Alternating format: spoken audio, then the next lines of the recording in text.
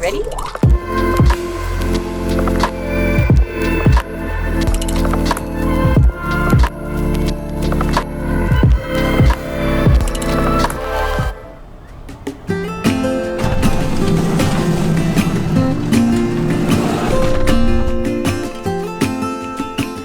Continuing on, I do want to give a special thank you to Surfshark VPN for sponsoring this video. I'm going to talk a little bit more about them a little bit later here. I also want to give a thank you to those of you that have purchased calendars so far. I made 2020 calendars featuring some of my favorite photos from across the country that I've taken over the past year. If you are interested in picking one up, I do still have a few available on my website. It's elementvanlife.com/shop. Let's get back to the video.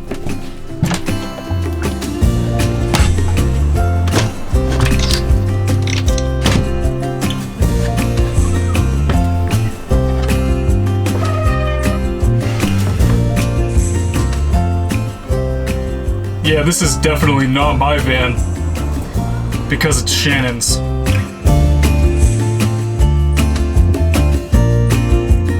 That is right, you did hear that correctly. Shannon has her own van here. It's a 2012 Mercedes Sprinter, the short wheelbase, the 144.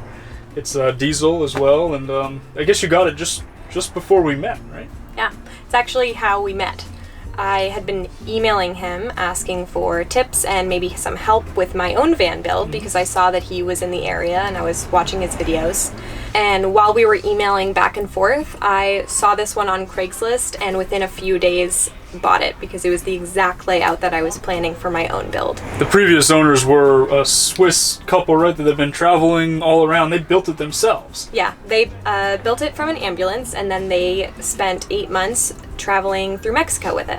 And then they got a chance to go back to Europe, and so she ended up buying it and we didn't have to build out a van from an empty shell, which was pretty convenient because, like she said, it was the exact design that she already wanted. Yeah, and I think this one probably looks a lot nicer than how I would have been able to make it. But fortunately, we still met up anyways, and I guess we kind of hit it off. So I know a lot of folks are asking for that backstory, how we met, and that whole thing. I get like emails about it and comments and stuff like that. So that's how we met, and you know, I guess we're both just kind of van people.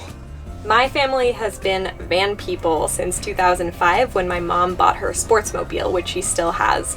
In 2005, we bought this pop-top E150 sportsmobile, and we took it all the way across country, the four of us, and it's some of my favorite memories from when I was a kid.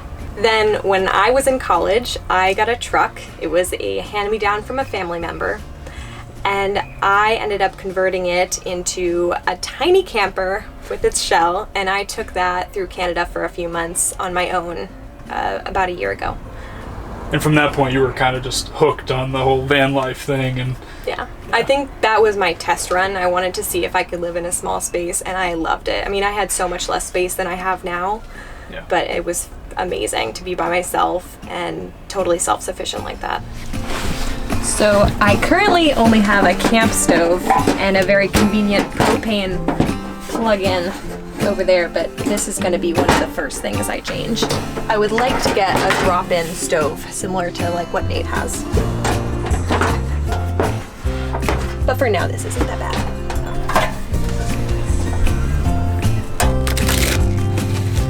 I feel like every van lifer in Europe has these, and it came with my van, I guess because they're a Swiss couple, but this tiny van stovetop oven is like the coolest thing.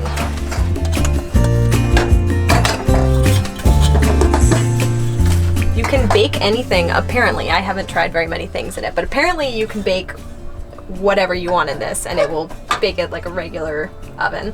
I'm really excited to try to cut a hole in a pizza and make a pizza in this tiny ring.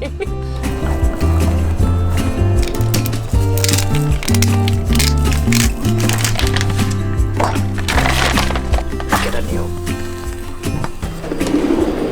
by the way, I haven't been like trying to hide this van from you guys or anything like that. The issue is that for the past month, it's been having some problems. It was in a shop for a while being worked on. The DEF, diesel exhaust fluid heating element, was bad and had to take it to a couple of different mechanics. It's a whole story. Really don't even want to get into it, but I guess that's the reason that I haven't showed it to you guys in the past month or so, because we just haven't had it. We haven't really been able to use it, so. Yeah, it's been hard.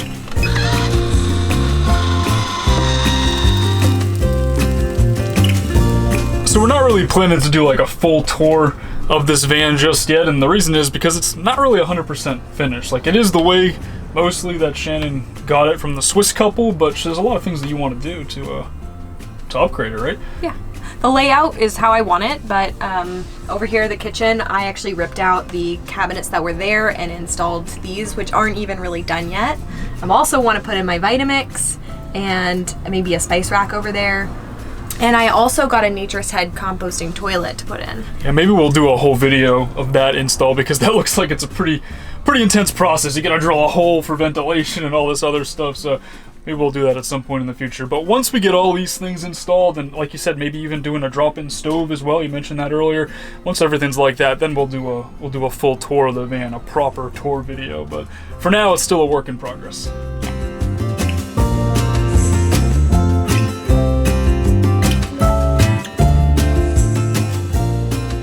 As I briefly mentioned previously, I have been using a VPN now for the past few months. I've been using the Surfshark VPN. That's a virtual private network. It's basically just a way to encrypt your information while you're on the internet, while you're using Wi-Fi. And for me, it's particularly important to use a VPN because I spend a lot of time on public Wi-Fi. I work out of coffee shops a lot. Sometimes I need to access sensitive information like my bank account and things like that, and doing some accounting or whatever it may be.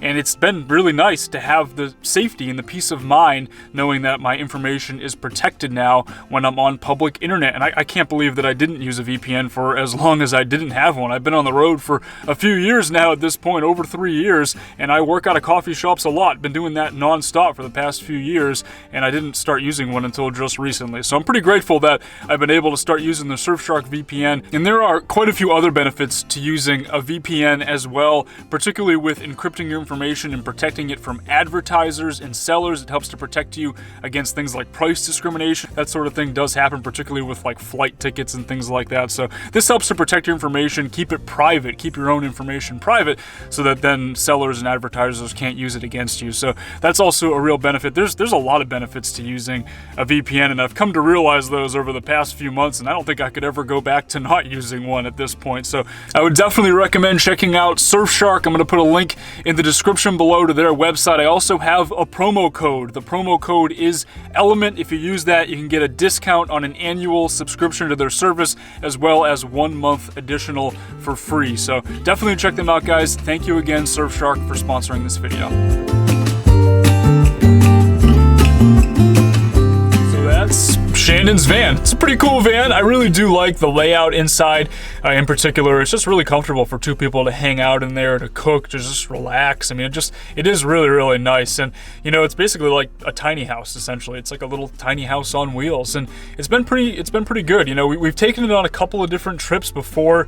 It was in the shop for the past month. We were able to take it on a trip up to like Lake County area and go camping up there, and we drove it around a little bit and have gone to a few other places. We're thinking maybe at some point towards the end of the year we're going to take like a 2-week long road trip with it, maybe around December or so, but not really sure how that's going to work out because like we said in the video a couple of times here, it's had a few problems. It's been having a few issues, but I guess that's just how it goes. You know, it's the van that Shannon chose, and we're kind of stuck with it. We're just got to keep our fingers crossed and hope that it stays okay and that we can take it on some long trips and we don't have any issues with it. But we'll see what happens with that whole side of things. In terms of my van, I got a couple of updates on that as well. Shannon and I finally completed the rear window coverings here that I feel like I've been talking about for like the past 8 videos at this point. Pretty simple process. It was a little bit complicated, I'm not gonna lie. We're not like professional sewers or anything like that, so definitely had to put a little bit of effort into it. But on the outside is a black felt. That's what faces the outside, and then on the inside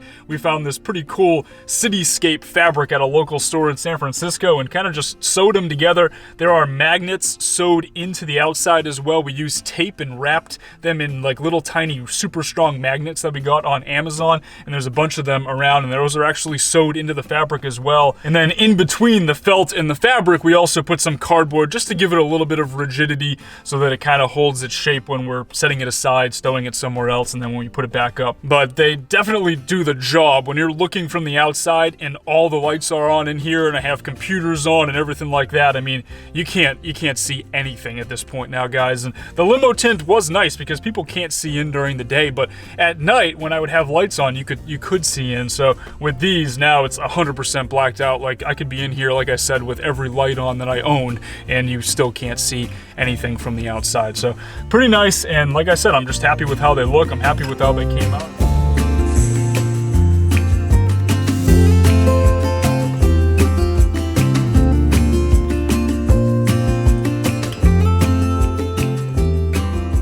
So Shannon is actually now out of the country. She left with her sister. She's on a like almost 2-week-long vacation to the Philippines that she's had planned for quite some time now. So I'm actually going to be on my own for the next couple weeks here, and I'm thinking I'm probably going to be leaving the Bay Area.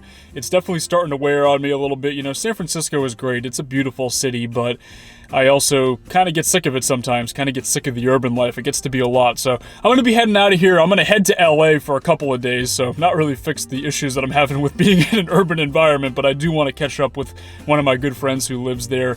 He's been there for a few years. I haven't seen him in almost 2 years at this point, so I want to go hang out with him for a couple of days, and then after that, I'm going to head probably out into the middle of the desert somewhere, find some BLM land and just kind of boondock, relax for at least a few days, and just get away from it all. You know, it's just, like I said, it's definitely wearing on me. The city life is getting to be a lot, so I'm looking forward to kind of decompressing a little bit and just going somewhere really rural where there's nothing around, nobody around, and I can just kind of hang out on my own for a couple days. But that'll all be part of the next few videos. Thanks for watching, guys. I'll talk to y'all in the next one.